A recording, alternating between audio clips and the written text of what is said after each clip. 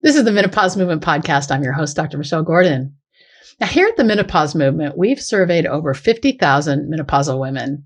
And through this, we've discovered that the number one cause of menopausal suffering for our clients is weight gain. Now, you've said things like, how do I lose the menobelly? I don't recognize myself anymore. How can I get me back? When menopause hit me out of the blue, I had no idea what was happening.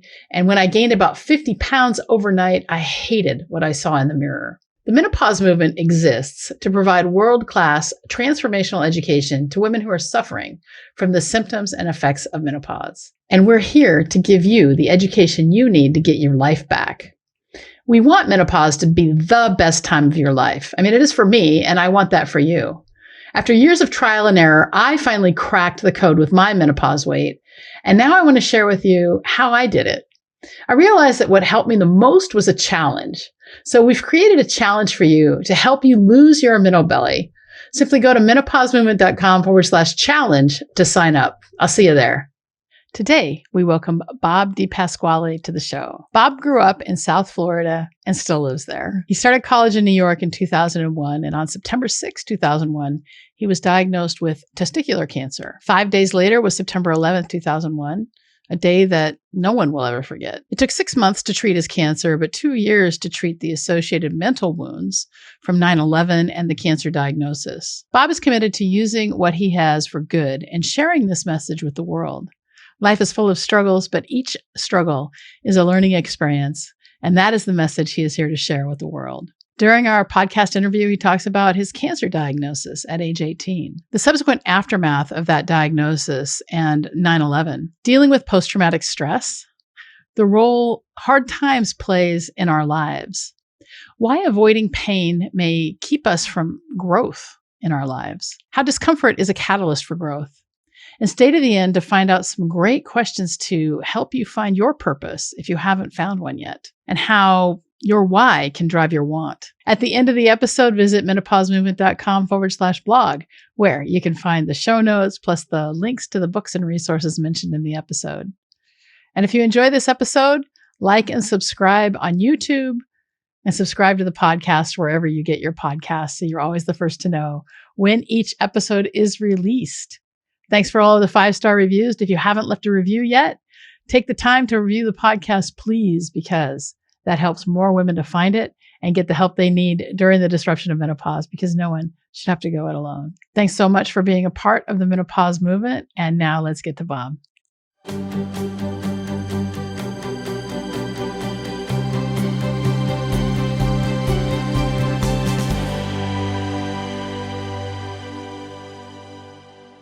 Well, Bob DePasquale, welcome to the Menopause Movement Podcast. I'm so happy to have you here. Thanks for having me, Dr. Michelle. How are you today?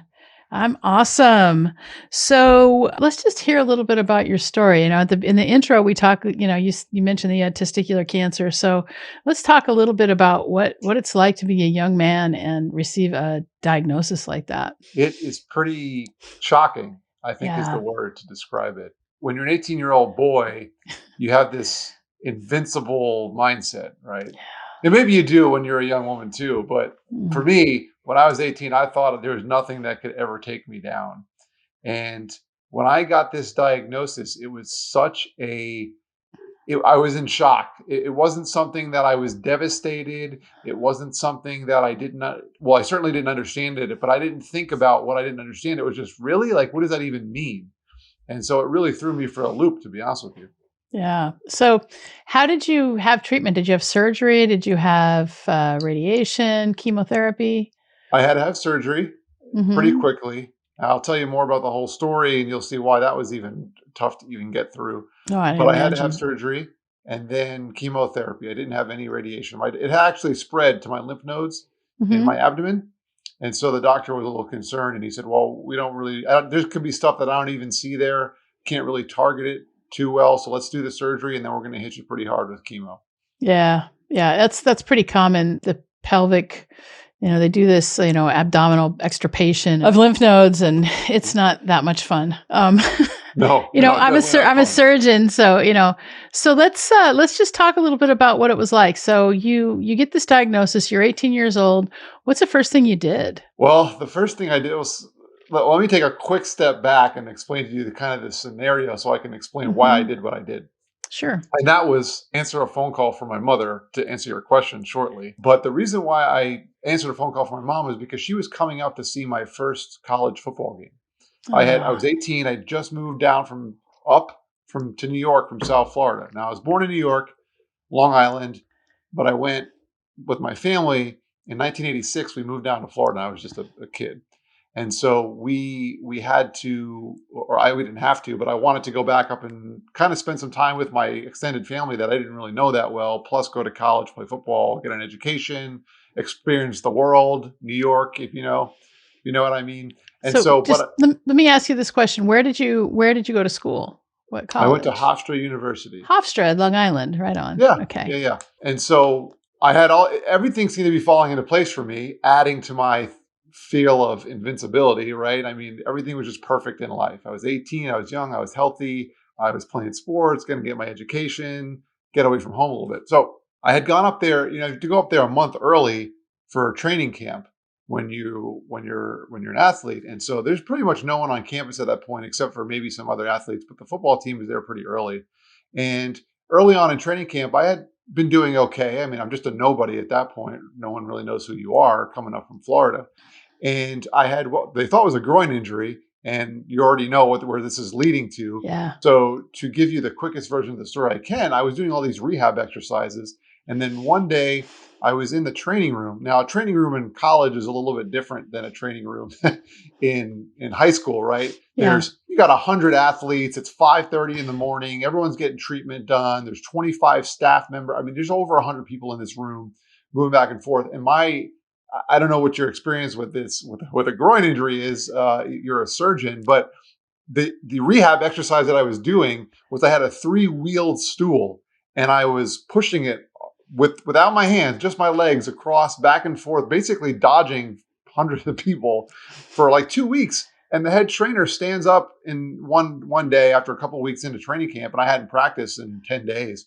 And he stands up and he screams across the room. He's like, "Bobby." Now, it's like commotion on a typical day. You can picture all these people screaming and yelling and things going on. For some reason, I don't know why, but it got deathly silent at that moment. And when the trainer calls you out for being a weakling and not going back to practice, you feel kind of embarrassed, right? Sure. So then that was a shot to my ego. But I explained to him in a private meeting later that day that it's just not getting better. There's really something wrong here. So he sent me to the doctor. And after a series of tests, the day that my parents were coming up for that first game, which was a Thursday, the game was supposed to be on a Saturday. We knew at this point I wasn't going to be playing. My mom called me right after I got out of the meeting with the doctor, and we didn't know what he was going to say. Well, he told me, once again, 18 years old by myself, says, "Bobby," called me Bobby at the time, you have cancer. And I was like, wait a minute, how did he diagnose it? Did he take a biopsy or? Well, they did sonograms, they did biopsies, they did scans, CAT scans. I mean, usually that takes time. It's not just like one visit; it's a couple visits. Absolutely, it was over. Yeah. It was over multiple visits. All right. For timing's sake, it just happened to be that I had that critical meeting. That we knew something wasn't right, but I don't know. I just wasn't in my mind that I was thinking, okay, he's going to tell me I have cancer. Right. Whether I was thinking, what 18-year-old thinks they're going to have cancer? No. Yeah. No. So my mom calls me and she's like, "Oh, hey, we just landed. I'll be over at your uncle's house in about a half hour, 45 minutes. And that was her brother. So we were going to meet over there. And she's like, "So how'd the appointment go?" And I'm like, I don't even remember how I said it to her, but I essentially said I have cancer.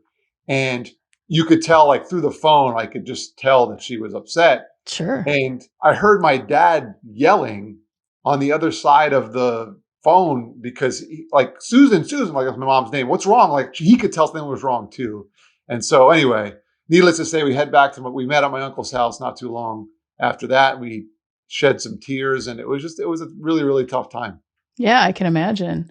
So what happened next? I mean, you got your treatment, you had surgery, you had, did you stay with the football team after you got your treatment? Yeah, well, the next that period of time when we were trying to go through treatment was an incredibly tumultuous time because that was a Thursday when I got diagnosed. And then a couple of days after that, we were at my uncle's house just kind of processing everything, figuring out what we were going to do for treatment, if I was going to still take classes, because I was supposed to start classes on Monday. And my oncologist, we had spoken with the oncologist by that point. He said, well, I suggest you still do something. You can't just do nothing and wallow in your sorrows. This is a treatable disease. It's very aggressive, but we can treat it. So we need you to be mentally healthy. And so that Saturday, my uncle's best friend came over the house and he gave my parents his car. The keys. He said, here you go, Bob and Susan. I can't imagine what's going on with your son. Here's the cars. Because he knew that we were going to have to go get a bunch of tests and different things done. And we were also going to have to do some sperm banking that my oncologist suggested because of the nature of the type of illness that I had. Sure. And he's like, well, I want you to have kids someday, which is a whole nother story. But yeah. So my parents were like so thankful. They couldn't even believe it. And his name was Tim. He was there for 15 minutes. Said hi to my uncle and left. He said, I'm going to go spend time with my family. I just wanted to make sure that I was able to give you this vehicle. And my parents were blown away. The following week comes. Monday, I go to my first college class. Everything's great. We had to go to a bunch of tests, different places on the island there. Tuesday morning, I wake up. I go to my second ever college class, come out of class, and I'm in the cafeteria. Now, picture, like those old tube televisions, not a flat screen, but like one of those old school TVs kind of hanging from the corner on a bracket. I'm sitting there watching the news, eating a breakfast sandwich, whatever I'm eating, and a plane hit the Twin Towers. Right. And I was like, that's crazy. So I call my dad. He's back at my uncle's house, and we're talking for a minute, and then bam, another one hits. Yeah. And we're like, okay, something's wrong here. So he's like, you better come back home or come back to your uncle's house. So I hopped in the car. It took me 9 hours to drive what would normally take me 15 minutes. Wow. And I have a master's degree in broadcast journalism. I worked in radio for a period of time. I will never listen to 9 straight hours of AM radio ever again in my life. I used to, when I lived in New York, I still live in New York, but when I was in my residency, I had to drive across the George Washington Bridge for a while. Mm-hmm. And it's hard to explain. Like if you live in California, everything's an hour away in California. Okay. And so, and we have a lot of listeners in California, so that they get what I'm saying, especially in Southern California where I lived for 16 years and everything's an hour away. And what you don't want to do is get on the I-10 and go into Los Angeles in the morning. That's kind of what the George Washington Bridge is like in the morning and at night, getting back to Jersey or getting into New York in the morning, getting back to Jersey at night. And I used to leave early just to go. And so, and the reason I say that is it reminds me, I was listening to like 1010 Wins a lot, at the time. Mm-hmm. So I hear you about the AM radio just going on and on. So I can only imagine what the bridge was like when all this was happening. Yeah, I actually didn't, at that time, I didn't live in the bridge. I didn't have to go across the bridge. So I was living in Long Beach, New York, and I was working in Far Rockaway. That's where it was. So I was commuting so it wasn't a big commute, but I was post-call in 9/11. And so I didn't get to go home. I had to stay and we were able, because of the location of the hospital, it had this beautiful view of the bay. And so we just watched the towers burn from the higher levels of the hospital. And that was, I remember exactly, I was in the ICU and it was one of those same TVs hanging from the ICU. And there's a, plane that just went into the tower and then another one, So here we are, you're, 15 minutes to drive. What is that? Like 10 miles at the most? Yeah. And I'm watching this in the distance. I'm seeing the smoking towers. Yeah. They smoked and burned for days. It was unbelievable. And once again, I'm like, my brain is just fried from all that's been going on to me. I get to my uncle's neighborhood. I run out of gas. We push the car into the driveway. My aunt can't get a hold of my uncle who was in Denver the night before, supposed to fly back. She's hysterical. We find out eventually later that evening that he called, he got through. Thank God he's okay. But we found out that Tim, his best friend, who gave us the car, was actually in the tower that day and he perished. Wow. So like in this short period of time, it was just unbelievable all those things that happened. And you originally asked, what did I do for treatment and what was the next period of time like? Well, that 4 or 5 days was just incredibly draining. And then having to go back into New York City for some more tests and things the following week with the subway out and you can't get into the city and all that. It was just, it was crazy. It was absolutely crazy. And I ended up getting everything done. And I started my treatment schedule. I would do 5 rounds of chemotherapy a week. So I would do Monday through Friday. Yeah. Then I would take the Neupogen shots to boost my blood count there for 10 days after that. And that would put me halfway through 2 weeks out from my last treatment. I'd have 4 or 5 days of rest of nothing pretty much.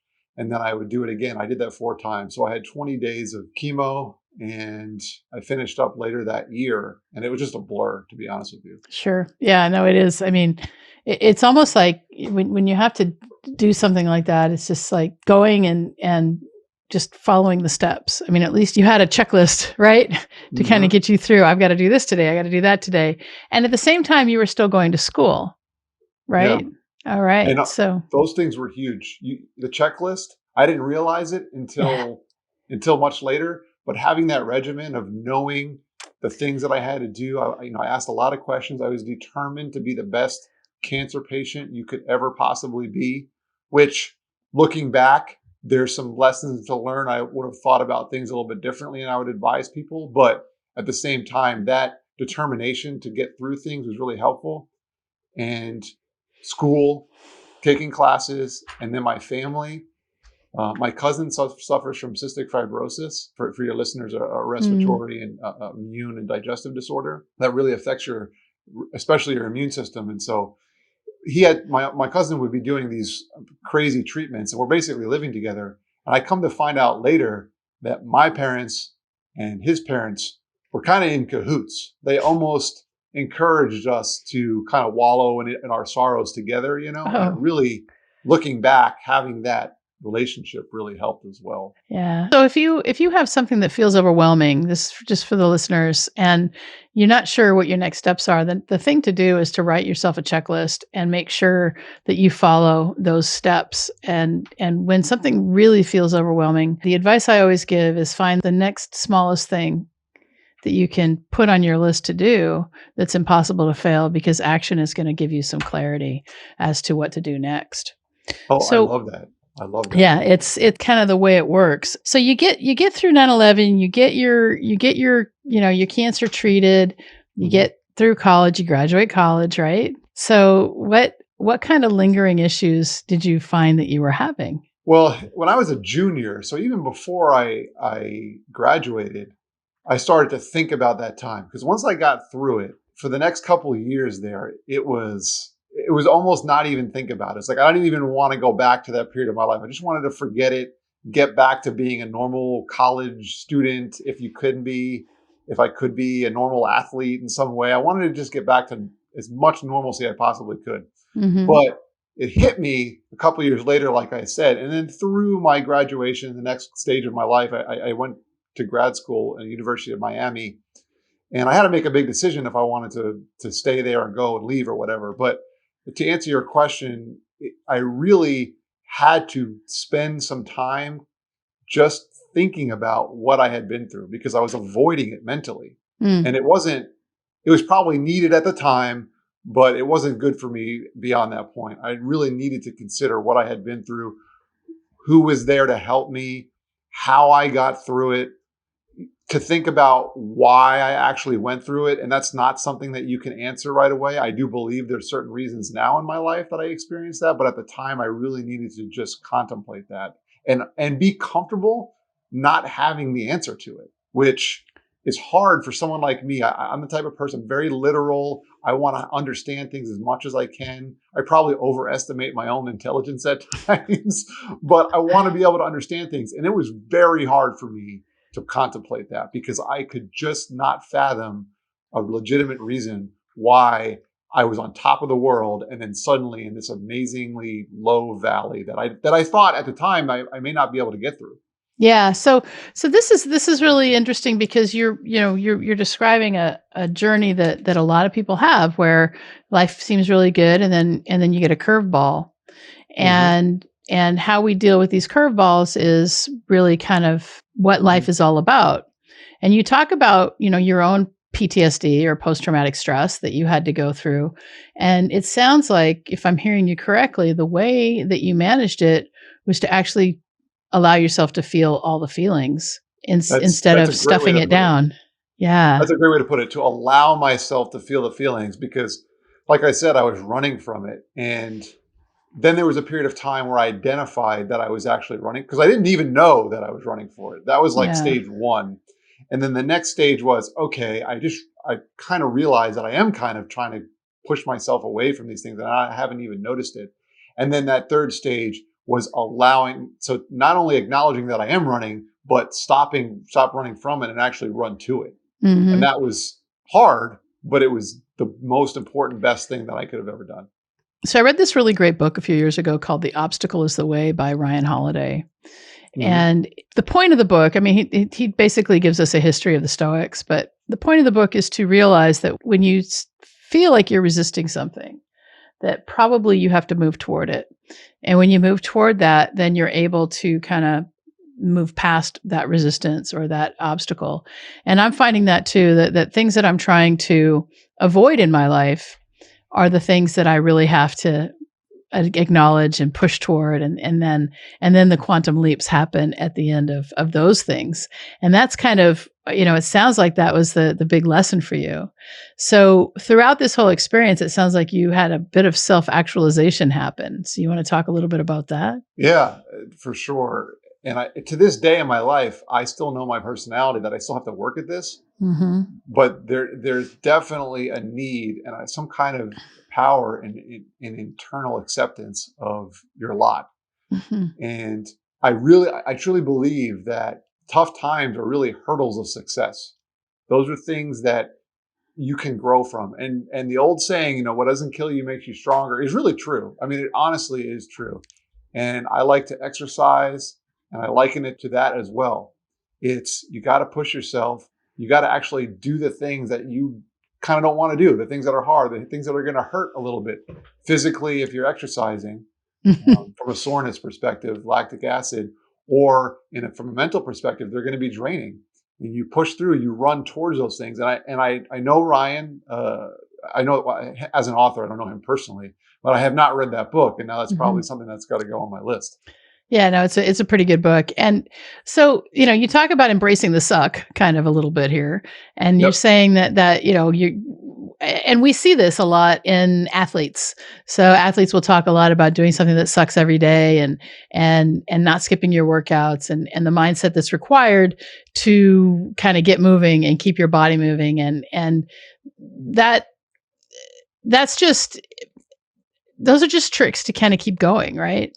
And I find that for me, as somebody who really started moving my body a lot more intentionally, I would say about 6 years ago, that's when Mhm. I hired a coach to kind of help me.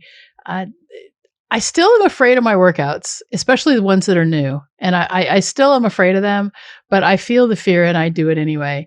And I think that is the key, that if you're somebody who wants to grow, it's important to allow yourself to feel the feelings, but still do it anyway, rather than let the feelings that you have hold you back from getting something done. Does that make sense? Yes, it absolutely Yeah. does. And the feelings that you have, the human body is amazing. Okay. So, I mean, you're a surgeon, you know this, you've seen the body come through some amazing things probably. And I've learned in my life that the mind and the body, not only are they connected, but they're very, very similar in their resiliency. Mm. And whether it's physical suck or it's mental suck, those things are how you grow. Those are the things that will enable you to push forward and reach heights that you've never dreamed of. Because if you get comfortable, you're not going anywhere. Right. There's plateauing, a good plateau once in a while, and I also believe in the power of rest and relaxation and taking care of yourself. So don't misconstrue this. But plateauing is not growth. It's nice to get to a certain point and celebrate the good things, but if you're not challenging yourself, you're probably not getting better at whatever it is that means the most to you. Yeah, that makes sense. And anyone who wants to do anything that's high performing, when you're a high performer, and I think you are, I am, we always want to be getting better. And getting better sometimes involves pushing through barriers or overcoming a plateau, or really the main thing that I notice is looking at it from a different perspective. And when I Mhm. see a problem and I'm able to take it and look at it from a different perspective, then the problem ends up not being a problem at all. It just ends up being a door. Mhm. I don't know if you've ever heard of the concept, but there's a couple of different authors I've read uh, that talk about the concept of latent potential. Mm. And if something that looking back, I've experienced in my life multiple times, being an achiever, but it's more relevant to me now because I understand the concept. And there's a certain level of a minimum viable capability on a lot of things or processes or activities that you might want to do. And for many, many people, studies show that they underestimate their ability to reach that minimum viability. So there's latent potential there. It's just their estimation that they can't reach it.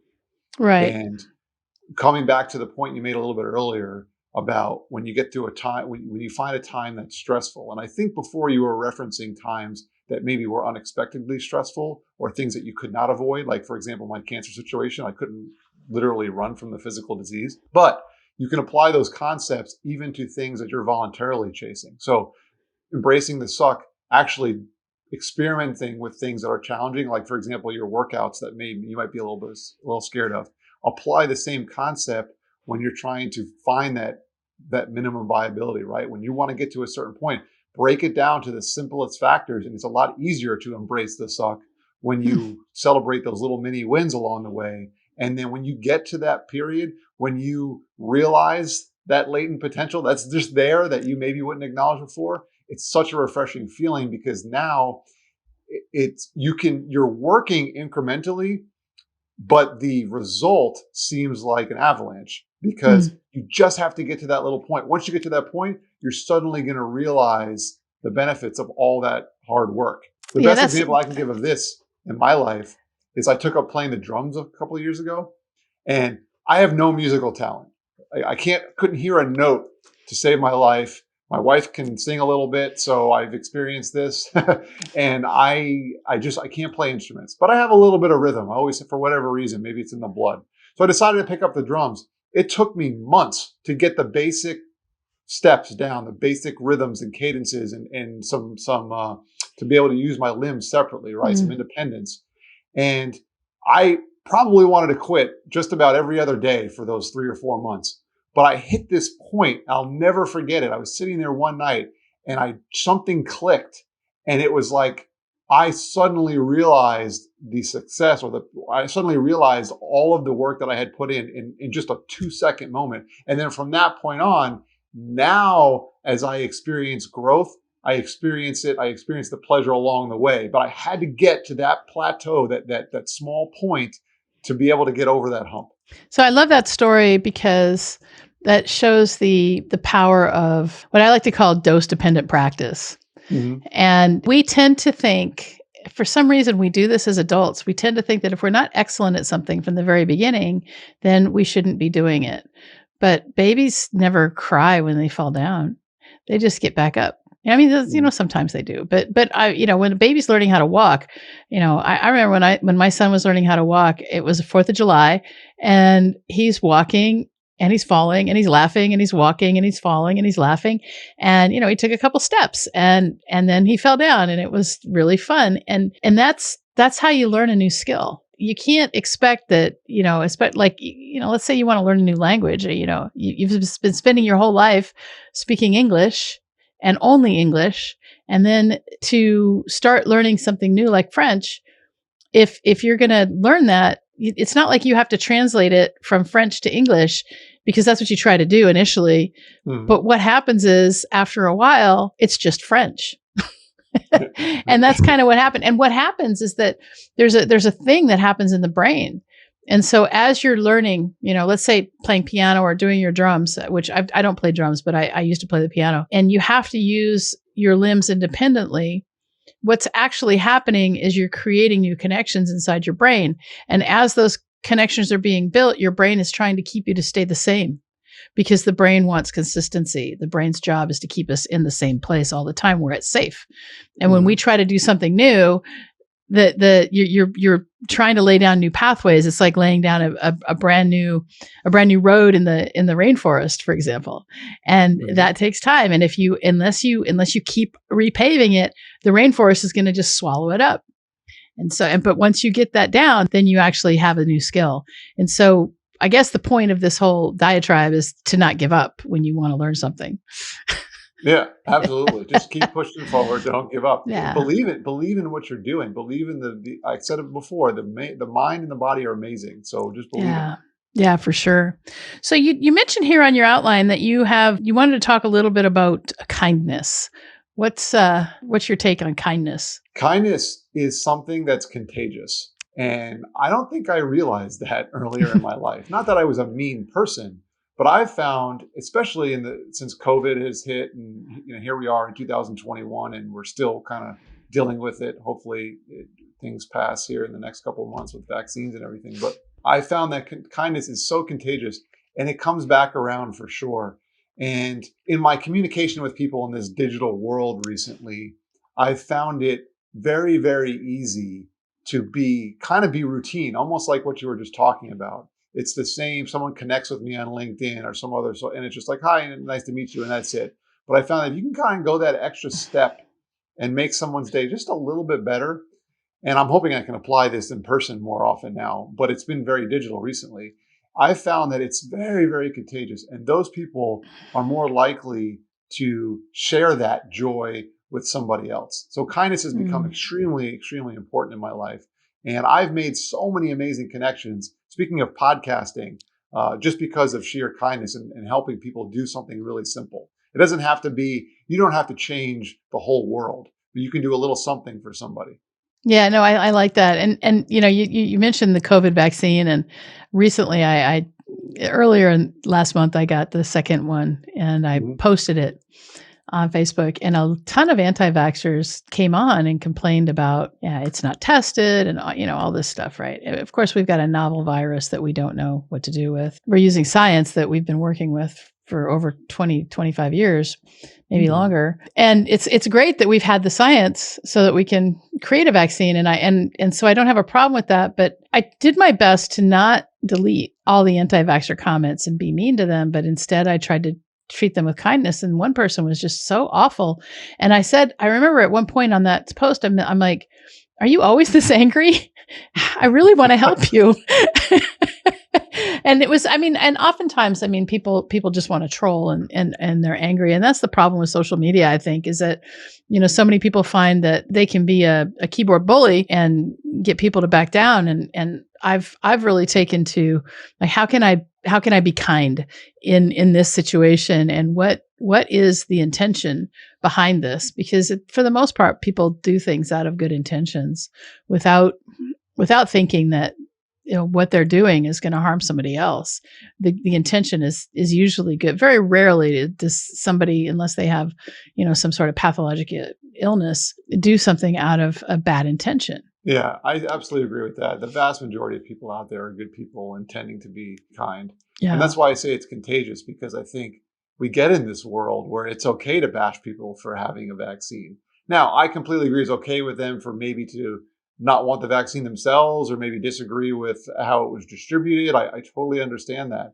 But if we can be kind to people in a public scenario, it's more likely that they're going to express what they're true feeling. And like you said, most people, kindness is a natural thing. It's in our human nature to want to help other people. That's part of relationships and how we live.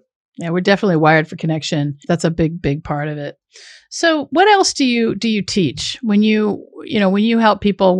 What's your, who do you serve and what do you teach? Well, many of the people that we work with, so just for some context, my business partner and I, we recently started our own firm after working, a combined 27 years in the financial services industry. We wanted to provide a little bit more comprehensive service for people.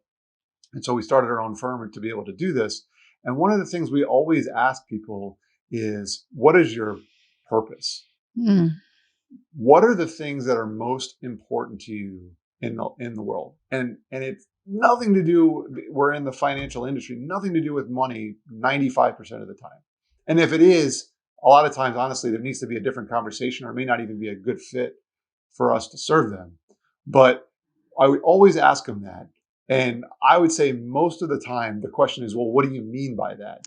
And that tells me, Michelle, that a lot of people don't even really consider that much what their purpose is. And I think that's vitally, vitally important.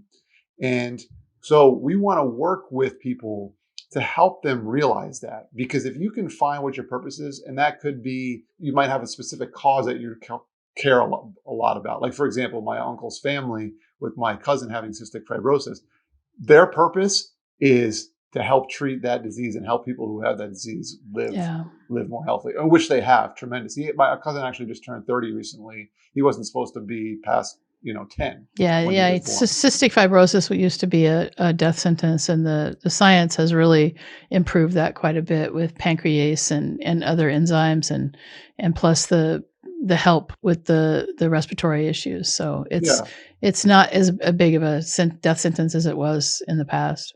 No, and that disease, which is a terrible thing, but has driven my family for 30 years now. And brought them so much joy to work. And it's not just my cousin. They've helped hundreds, thousands, probably 1 million people across the world that have had that disease. And so that's just one example. But there's other people that might be some other cause that they care about. Or maybe it's a business. Maybe it's a for-profit business. It doesn't have to be a charitable thing. Maybe they really, really care about their business because they believe that's making the world a better place. And so if you can find your purpose, it makes living a fulfilled life so much more directive. And you mentioned earlier about having a list of things to do, or a checklist, or something that drives you, a written, concrete goal. It's the same concept in life. If you have something that you're reaching for, it's a lot easier to celebrate things because you know when you're reaching towards that goal, even if you never get to the absolute pinnacle. I mean, are my uncle and his wife going to be able, their grandparents now, are they going to be able to cure cystic fibrosis in their lifetime? We don't know that. But all the effort they've put in has brought so much to them. So if you can identify that purpose, it's going to make your life provide more direction, make you more comfortable. You're going to be able to talk about the things that you care about the most, and it's going to bring joy to you in social situations. It's a great feeling to have a purpose. What are a couple questions that the listeners can ask themselves? Maybe we can leave them with some prompts to find their purpose. And one of the things that I can say, just from my experience in finding my purpose in the menopause movement here, is that you'd think I was a surgeon, right? And that I was actually living my purpose as a surgeon, but I had this belief that I had developed as a child, and I talk about this quite a bit, that I could only make money if I was a doctor. And that belief drove me through medical school and surgical residency. And once I realized that I had created this belief and that I could let this belief go, I was able to find that my purpose lies outside of medicine and not necessarily in the actual practice of medicine. That doesn't take away the fact that I'm a doctor. I'll always be a doctor for the rest of my life. But it was a way for me to find a different purpose. And part of that for me was spending time journaling and looking at where my happiness was and kind of going through the motions in my life and realizing that life was passing me by rather than me creating the life I wanted. And so for the listeners, what are a couple of prompts that we can give them from this podcast to really take a look at what their purpose is, especially for somebody who isn't feeling fulfilled right now? I'm going to steal my answer from a friend of mine, Quinn Tempest, who's been on our podcast, Speaking of Impact, before. And she talks about letting your why drive your what.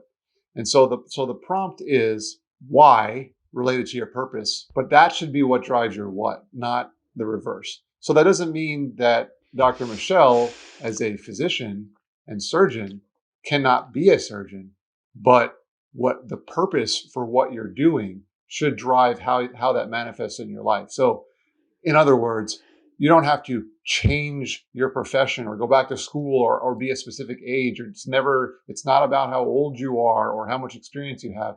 It's strictly about what means the most to you. And then you just take the skills and training and things that you have, the blessings you have in your life, and you apply them to what it is that means most to you. So the first prompt is, what is it that you really care about? And then number two is, what are you really good at? What do you like? Do you like being social? Do you like speaking? Do you like reading, writing? Do you have a specific talent? Are you educated? Are you a doctor? Are you a dentist? Are you are you some other medical profession? Whatever those things are, what are the things that you're really, really good at? And then how can you apply them? How can you use them for good? Most of my teachers and people in my family growing up used to say, Bobby, you talk too much. And sometimes you just need to shut up. And I took that pretty literally a lot. Sometimes I would catch myself and I would just say nothing because I was like, you know what? I talk too much. But I realized that I can use talking for good. I can talk about fulfillment and joy and kindness. I can do a podcast. And so you got to figure out what it is that you're naturally inclined to do. Maybe you're not as vocal as me. Maybe you're more introverted and you like to write and journal. You can use that for good. Yeah. So identify what matters the most to you, and then identify what are the things that you're naturally good at and enjoy doing. I think that for the population for the Menopause Movement podcast would be, more about the why could actually be your legacy in a sense. And for me, as I hit my 50s, I started thinking about what am I going to leave behind? And how is that going to affect my family? And especially my son who had cancer at 21 months. And I have to make sure that he's cared for if he survives me. And so those were big whys for me. And, for you, it might be something different, but I want you to think about what do you want to leave behind? And, if you're working, what are you working for? And those I think are really, really big questions. So was there anything else you were hoping to share with the audience today? Well, I want to echo what you just said about those drivers and forces in your life. I mean, it's not your why is not one necessarily. For some people it might be, but your why is not necessarily one thing for your whole life. Things can change. You come into different seasons of life, and you talk about the menopause movement. When there's changes going on in your life and your body, there might be another purpose that comes. So it's excellent practice to always check in with yourself. And so to answer your question, is one more thing that I would add is when I wake up every morning, it doesn't have to be every morning, but for me, I find it refreshing to take a moment to actually answer those questions, even if they haven't changed in months or years. Just wake up in the morning and say, what it means most to me, like what's a good sign? What am I reaching for in life? And then two, what are the things that I really enjoy and that I'm good at? What would make me really happy today? I love Every that. morning, just remind yourself, or even write it down. Some people, I know you may have heard of some people putting that maybe like on their mirror or something in the bathroom, like reminding themselves of things that mean most to them. Yeah. That's a good one to remember your why. You always want to find something that's going to get you out of bed in the morning. It's more than just like going off to a job or whatever. And, a lot of us are working from home now because we're stuck here in the pandemic. But even so, it's so important to find something that's going to help you take a look at the world and say, this is really what I want to be doing, and helps you feel like you're doing what you want. So where can people find you? You can check me out at BDPaw on just about any social media platform, Twitter, Instagram. I'm also on LinkedIn. My website is bobdipasquale.com. And our company's website is initiateimpact.com. So you can find anything there. I love it. Initiate impact. Well, thanks so much for being a part of the menopause movement today. There's just a little different. We don't have a lot of men on, and so I'm super happy to share your story. Thanks so much. You got it, Dr. Michelle. Thanks. Yeah. Did you know that menopause is not a medical condition? Most doctors don't know this either. I like to say that menopause is the privilege of a long life, and to really take hold of our lives in menopause, we have to unlearn what society and the medical establishment has told us about menopause.